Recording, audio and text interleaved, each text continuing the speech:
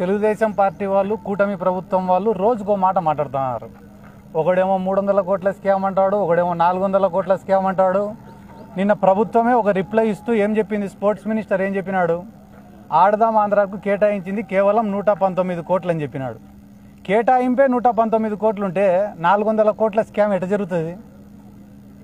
అంటే ఏమన్నా అసెంబ్లీకి మామూలుగానే పోతున్నారా, ఏమన్నా సేవించి పోతున్నారా? ఆరోపణలు ఆరోపణలు ఆరోపణలు, ఎన్ని రోజులు ఈ ఆరోపణలు, ఈ పనికి మాలిన ఆరోపణలు? ఆ 119 కోట్లు కూడా దేనికోసం ఎంత ఖర్చు పెట్టినారు, కలెక్టర్ల అకౌంట్లలో ఎంత ఇచ్చినారు, ప్రైజ్ మనీ రూపంలో ఎంత ఇచ్చినారు, కిట్ల రూపంలో ఎంత ఇచ్చినారు, టీషర్ట్ల రూపంలో ఎంత ఇచ్చినారని చెప్పి ఆన్ రికార్డు వాళ్ళ దగ్గర ఎవిడెన్స్ ఉంది కదా. కూటమి ప్రభుత్వం ఏర్పడి దాదాపుగా ఈ రోజుకి సంవత్సరం రోజులైంది. ఎన్నికల ముందర సంవత్సరం రోజులు ఏం ఏడ్చినారు? ఒకరోజు భువనేశ్వరమ్మ గారిని తిట్టినారని చెప్పి ఒకరోజు, చంద్రబాబు నాయుడిని అరెస్ట్ చేసినారని ఒకరోజు, పవన్ కళ్యాణ్ని తిట్టినారని చెప్పి ఒకరోజు, ఏడ్చి ఏడ్చి ఏడ్చి ఏడ్చి ఓట్లు అడుక్కున్నారు. సరే, జనాలు పాపం నమ్మినారు. ఏంద్రా ఇంత ఏడుతున్నారు, 80 ఏళ్ళ వయసులో చంద్రబాబు ఏడుతున్నాడు, అమ్మ యాపొద్దు ఇంట్లో నుంచి బయటికి రాని ఆడమ్మ బయటకు వచ్చి ఏడుస్తుంది, ఈ పవన్ కళ్యాణ్ అంటే ఎప్పుడు ఏడుస్తాడులే. వీళ్ళు ఏడ్చి ఏడ్చి ఏడ్చి ఓట్లు అడుక్కున్నారు, ఓట్లు సంపాదించుకున్నారు. ఇప్పుడైనా పరిపాలన పైన దృష్టి పెట్టొచ్చు కదా. ఇప్పటికి 10 నెలలు అయింది. ఒరే అమ్మఒడి పథకం ఏమైందిరా, తల్లికి వందనం ఏమైందిరా అంటే, వల్లభనేని వంశీ మా వాళ్ళని తిట్టినాడంట. మేము అడిగేదానికి నువ్వు చెప్పేదానికి సంబంధం ఉందా? ఒరే రైతులకు 20,000 రూపాయలు ఏమైనారా అంటే, పోసానికి ఇష్టం వల్ల పచ్చిబూతులు తిట్టాడు మమ్మల్ని అంటాడు ఒకడు. ఒరే రేపు ఎల్లుండో మళ్ళీ అదేందిరా సిలిండర్లు ఏమైనారా అంటే, ఆడదాం ఆంధ్రలో 400 కోట్లు పోయినాయంటాడు.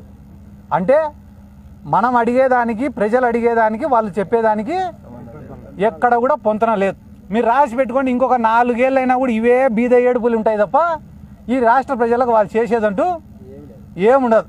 ఈ రాష్ట్ర ప్రజలు కూడా ఏం చేశారు మొన్న ఎలక్షన్లలో, మేము పోయి అమ్మ వైసీపీకి ఓటేయండి అమ్మా అంటే, ఏసం పోనైనా వైసీపీకే అన్నారు తప్ప ఎవరు మమ్మల్ని వ్యతిరేకించలే, మాకేం ఎదురు చెప్పలే, మమ్మల్ని తిట్టను కూడా తిట్టలే ఓడు. కానీ టీడీపీ వాళ్ళకి చెప్తానన్న ఆయన, మీరు జనాలలోకి ఈసారి పోయి ఓట్లు అడిగితే చీపుర్లు చెప్పులు రెడీగా ఉన్నాయి. మాకు చెప్పినట్ట మీకు ఏ సంపోనైనా అని చెప్పరు, ఫస్ట్ కొట్టి చెప్పిసిరి, ఆ తర్వాతనే మీకు సమాధానం చెప్తారు. ఎందుకంటే చంద్రబాబు నాయుడుకి తెలిసిన టాలెంట్ ఏమరా అంటే వ్యవస్థల్ని మేనేజ్ చేయడం. అవి ఏ రకంగానైనా మేనేజ్ చేస్తారు. ఎందుకంటే మొన్ననే సంక్రాంతి పండగకి చూసినాను నేను. సంక్రాంతి పండగకి హైదరాబాద్ నుంచి ఈ రాష్ట్రంలో పక్క రాష్ట్రంలో అందరు వచ్చి ఈడ ఏంటివి అవి కోడి పందాలు, ఇసుపెటాకులు, 100 కోట్ల బెట్టింగులు చేసిపోతే పొద్దున్నే ఆర్టికల్స్ ఏం రాసినారు తెలుసా మీ టీవీ ఛానల్ వాళ్ళందరూ కూడా, అంబరాన్ని అంటినా సంబరాలు. కూటమి ప్రభుత్వం వచ్చిన తర్వాత తెలుగుతనం ఉట్టిపడిందట. అదే వైసీపీ గవర్నమెంట్లో జరిగితే క్యాబ్రే నడిపించిన మంత్రి, క్యాజినో నడిపించిన కొడాలి నాని, ఇవేనా మీరు రాసిన హెడ్డింగులు? అంటే వ్యవస్థని మేనేజ్ చేస్తే ఒక రకంగా, మేనేజ్ చేయకుంటే ఒక రకంగా. ఎన్ని గ్రామాలలో అన్న టీడీపీ వాళ్ళ పతనం ఏడ ప్రారంభమైందో చెప్తా, మీరు రాసి పెట్టుకోండి. వైసీపీ 5 ఏళ్ళు అధికారంలో ఉన్నప్పుడు నష్టపోయింది వైఎస్ఆర్ కాంగ్రెస్ పార్టీ కార్యకర్త. మళ్ళీ ఈరోజు తెలుగుదేశం పార్టీ అధికారంలోకి వచ్చినాక పొద్దున్న నుంచి రాత్రి వరకు కేసులు పెడతా ఉండేది వైఎస్ఆర్ కాంగ్రెస్ పార్టీ కార్యకర్తలు. ఆ మాయకుల జోలికి పోతే ఏమొస్తుందిరా? మీకు దమ్ముంటే నిజంగానే మైనింగ్లో ఎవడైనా దోచుకునిటేనో, లిక్కర్లో ఎవడైనా దోచుకుంటే వాళ్ళ జోలికి పోంటారా? పేదోళ్ళ జోలికి పోతే ఏమొస్తుందిరా? నాకు అర్థం కాలే.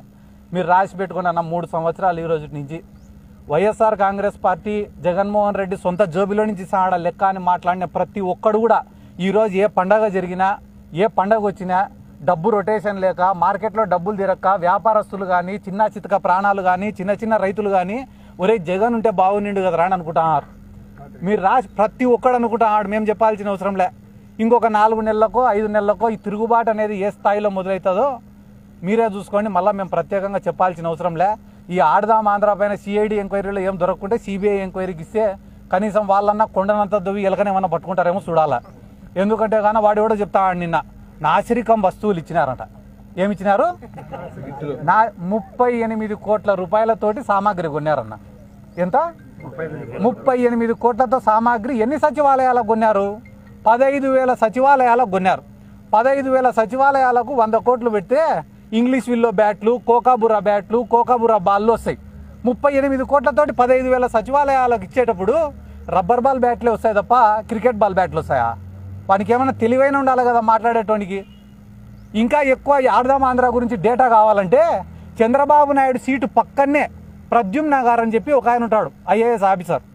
ఆయననే టెండర్లు వేసింది కానీ ప్రొక్యూర్మెంట్ జరిపించినది కానీ ఈ ఆడదాం ఆంధ్రాని కండక్ట్ చేసినది కూడా ఆ ప్రద్యుమ్న గారే.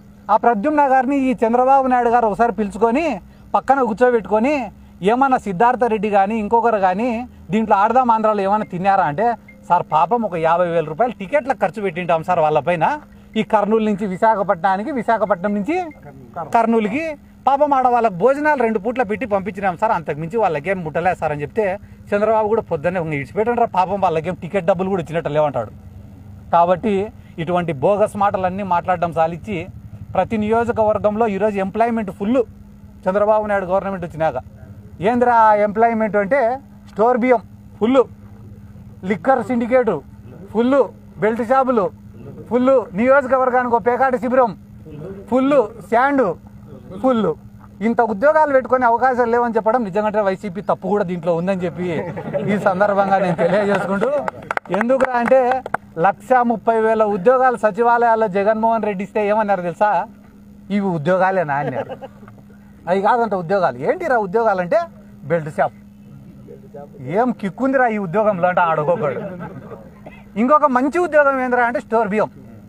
ఆయన సీజ్ ది సిప్ అన్నాడు ఒక ఆయనేమో ఆడికి పోయి స్టోర్ బియ్యం పోతుందిరా తరలిపోతుంది సీజ్ ది సిప్ అన్నాడు. ఈడేమో ప్రతి ఒక్కటి సిప్పే పెట్టినాడు. ఫ్రెండ్షిప్లో చేసుకుంటారు ఇవన్నీ స్టోర్ బియ్యం అనేది.